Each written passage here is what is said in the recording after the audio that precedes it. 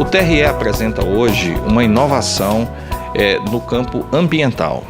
O doutor Paulo Feitosa, juiz suplente da classe dos magistrados aqui do TRE, está aqui do meu lado, e a Marcela dos Anjos, que é servidora da casa, mestre em Direito Ambiental, co-orientada pelo doutor Paulo, trazem hoje aqui uma inovação importantíssima para doravante nas eleições. Doutor Paulo, essa inovação, essa criação desse selo verde ambiental, como isso foi pensado e como isso foi desenvolvido no bojo da dissertação de mestrado da nossa colega Marcela?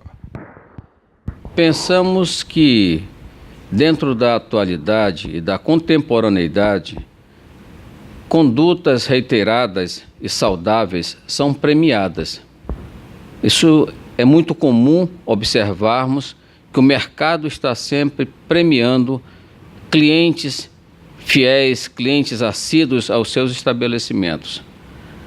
Pensamos também que a premiação faz parte da nossa sociedade. Laurearmos aqueles que obtiveram os melhores resultados é uma prática cultural.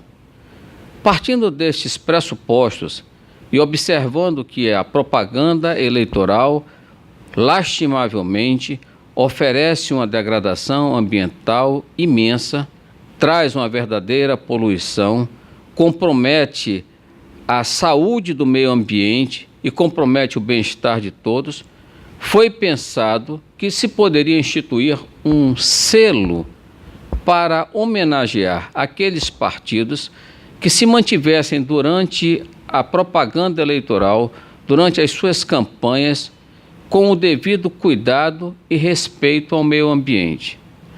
A Marcela dos Anjos, mestre em Direito Ambiental pela Universidade do Estado do Amazonas, teve o cuidado e talvez seja das primeiras, se não for a primeira, a analisar os efeitos nocivos da propaganda eleitoral. E no discurso que ela fez, um discurso bastante fundamentado, muito bem estruturado, ocorreu-me a ideia de sugerir que ela trouxesse ao Tribunal Regional Eleitoral a ideia de idealizar um prêmio àqueles partidos bem conduzidos nas suas propagandas e nos veículos que as estivessem utilizando.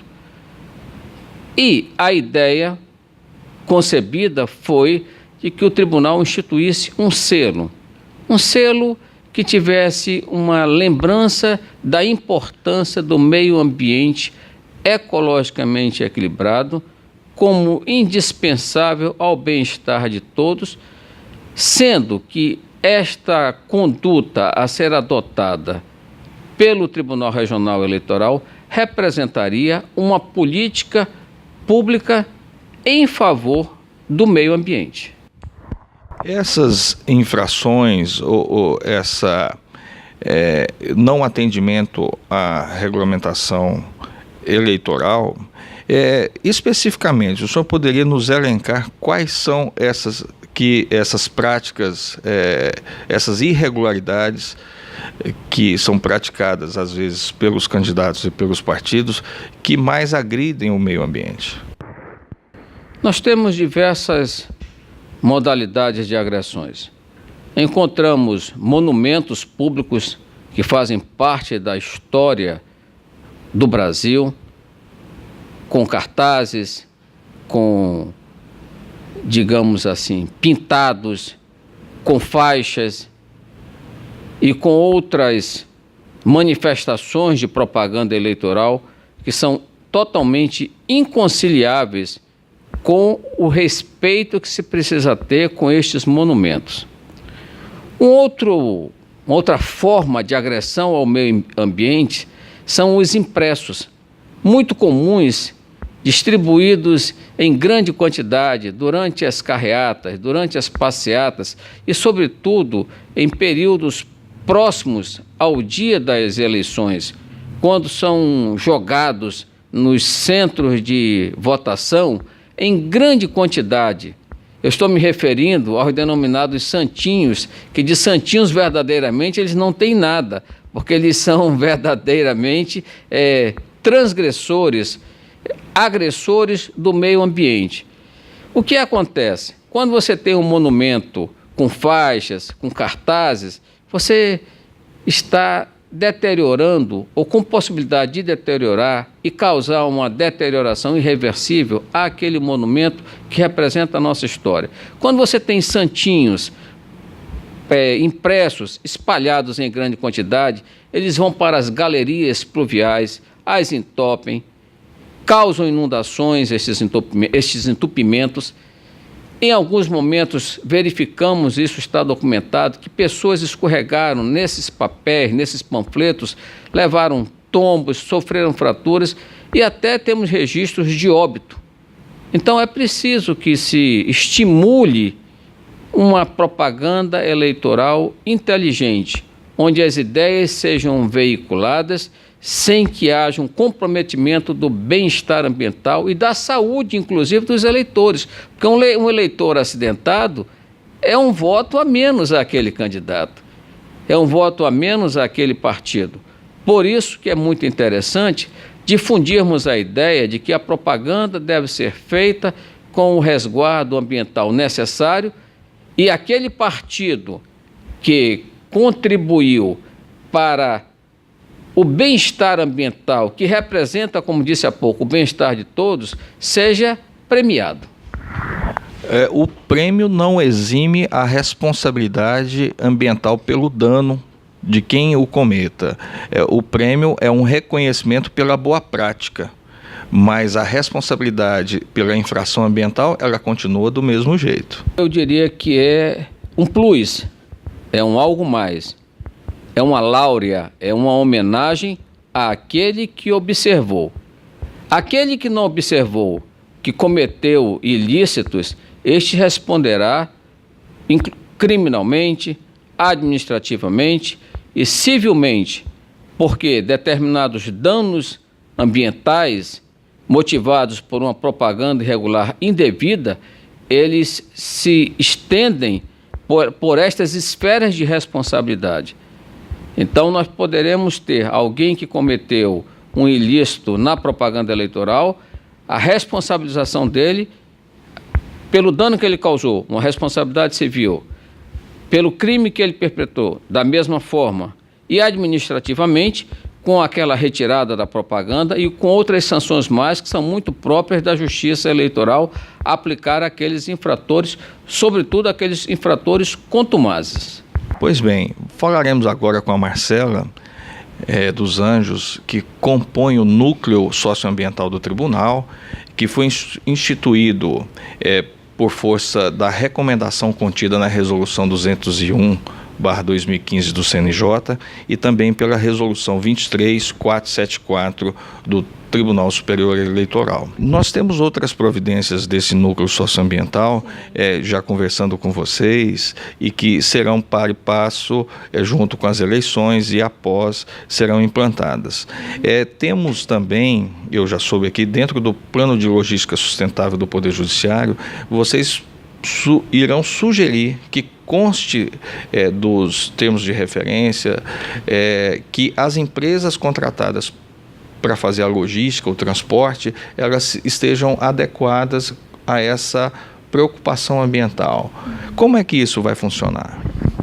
Nós temos a ideia da neutralização do carbono e a gente está tentando viabilizar isso através dos termos de referência.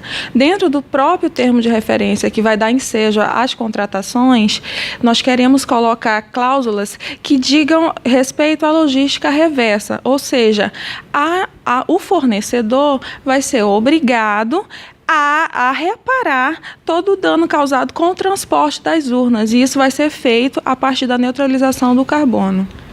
Na prática, essa neutralização implicaria no replantio de áreas degradadas? Como é que isso funcionaria e como essas empresas poderiam compensar para alcançar essa neutralização do carbono?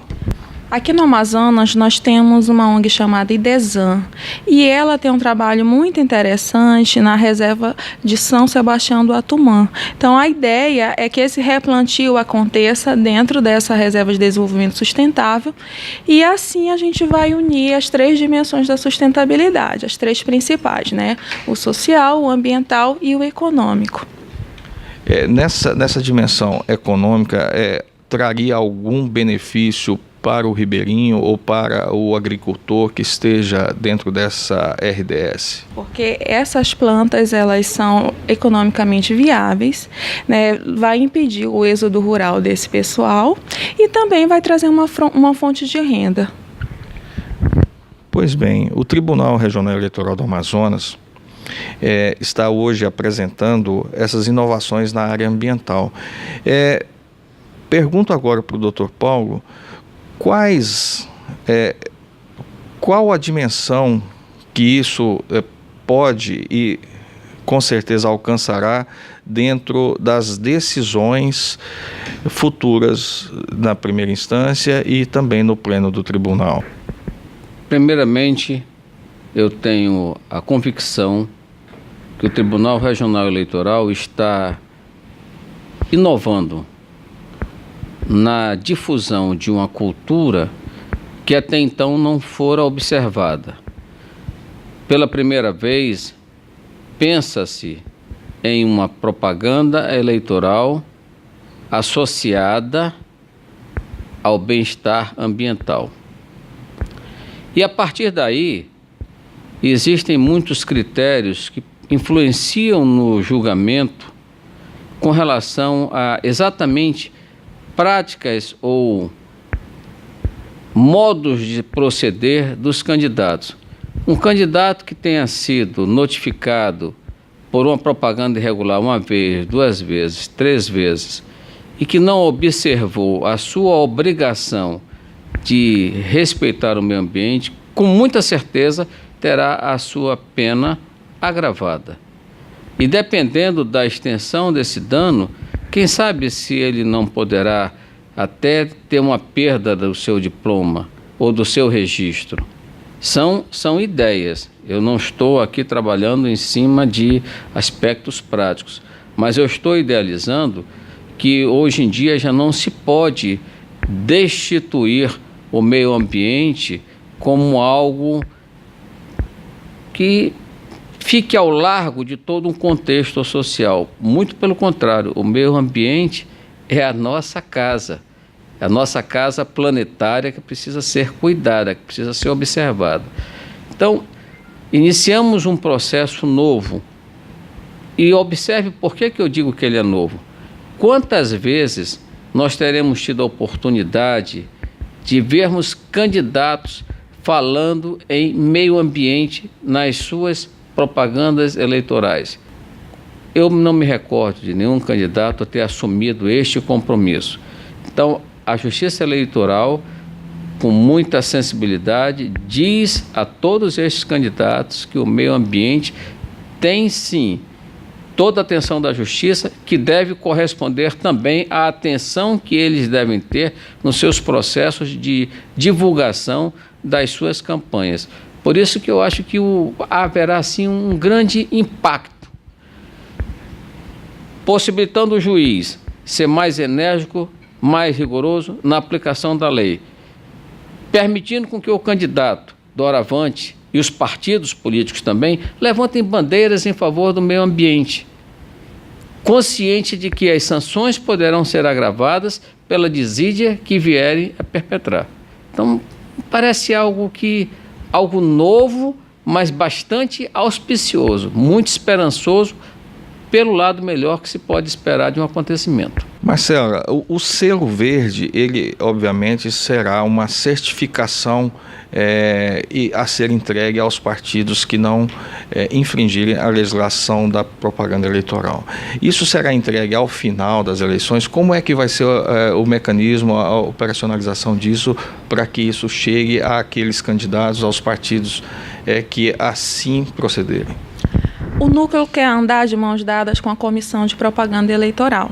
Então, a ideia é que quinzenalmente haja um relatório parcial das notificações devidamente apuradas que ocorrerem por conta de propaganda eleitoral irregular. Esse relatório quinzenal, ele vai partir da Comissão de Propaganda Eleitoral e vai ser encaminhado ao Núcleo Socioambiental, que vai trabalhar em cima desse relatório e enviar os dados para que sejam divulgados no site do TRE. Ou seja, quinzenalmente a população vai ter acesso à quantidade de notificação por propaganda irregular. Depois das eleições, nós vamos elaborar um relatório conclusivo e esse relatório conclusivo será enviado à presidência, que vai efetuar a certificação em sessão do Pleno. Agradeço aqui a presença do Dr. Paulo Feitosa, professor da Universidade Estadual do Amazonas, da UEA, a quem eu parabenizo, a todo o corpo docente daquela instituição, por esse belíssimo trabalho. Ele que foi co-orientador da Marcela, que é servidora aqui do tribunal, que é mestre em Direito Ambiental. Ficamos por aqui. Obrigado pela audiência e até mais.